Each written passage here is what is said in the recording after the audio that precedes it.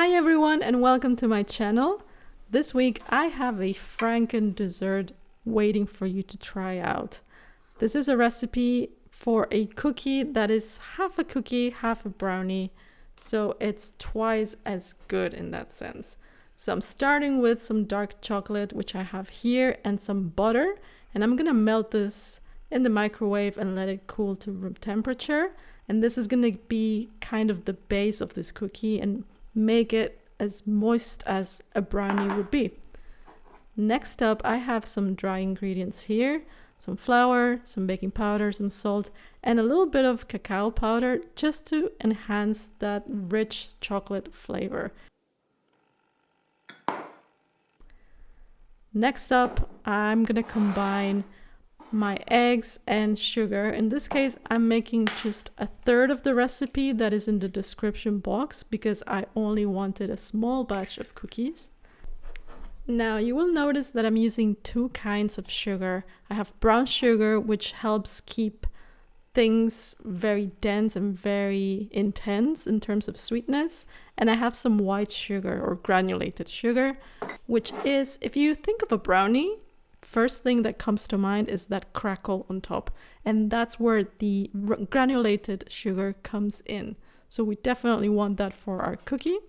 And just a splash of vanilla. I'm grabbing a whisk here and I'm just beating this until it's nice and combined. You might start to see that it foams a little bit towards the end, and that's perfectly normal as you see here. Now my chocolate and butter are fully combined and melted. They've been left on the counter so that it's nice and room temperature, so I'm not adding heat to my egg mixture. So I'm just gonna dump that in and whisk again.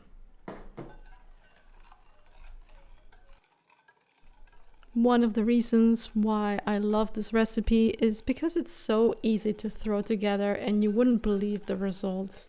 It's kind of the best of both worlds. One thing that is really hard when it comes to brownie recipes is to get that perfect square. So if you make this recipe, you don't have to worry about cutting the brownies because they will already be in sort of their own portion. Okay, so once we're done incorporating the chocolate and the egg mixture, you can add your dry ingredients. You can sift them straight into the bowl or on the side, whichever is most comfortable for you. And again, I'm just using my whisk here to incorporate that gently. The batter should be nice and thick as shown on the screen.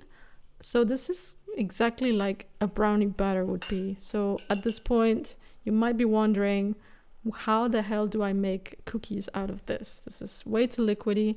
And indeed, you are correct. So you might be guessing already what the next step is, and that is to chill this for about 30 minutes. I find is perfect. So I'm putting this in the fridge. I cover it with some plastic film, and then I get everything ready to go. I have my baking tray lined with some silicone mat, but you can also use parchment paper. And this is what the batter looks like after 30 minutes in the fridge. You see, it's very, very thick. Now, if you have been following my channel long enough, you might have realized that yes, I love using my ice cream scoop for cookies and in general for lots of things because it gives me even portions. It's very nice to have even portions when it comes to baking because it makes sure that everything bakes evenly and nothing is burning too quickly or drying out as well. So this is a great tool for that. If you don't have one, then you can just use a regular spoon. It's no problem. You could even try to be more precise and weigh out each of the cookie balls if you wanted to. So I got 7 out of this, but I'm only gonna bake 6. And this takes about 10 minutes in a 180 Celsius oven. And look at them. They're beautifully nice and thick. You might have noticed already that I didn't shape them when I portioned them out. I didn't turn them into a perfectly round ball. And I think that's okay. I like them to be very rustic because it also reminds me of the brownie. and you can see already that they have that crackle effect on top, just like a brownie would do. And you notice that I'm using an offset spatula just to carefully lift them off of the tray and make sure nothing gets left behind, because they're really nice and moist cookies.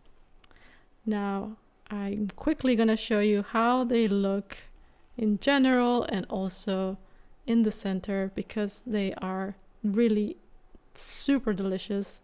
They are essentially a brownie, just in cookie form.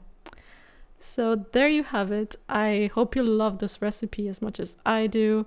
They're one of my favorite cookies ever, and I really hope you try the recipe. And please consider liking my video, sharing, and also don't forget to subscribe for more. I'll see you next time with more recipes. Thanks for watching.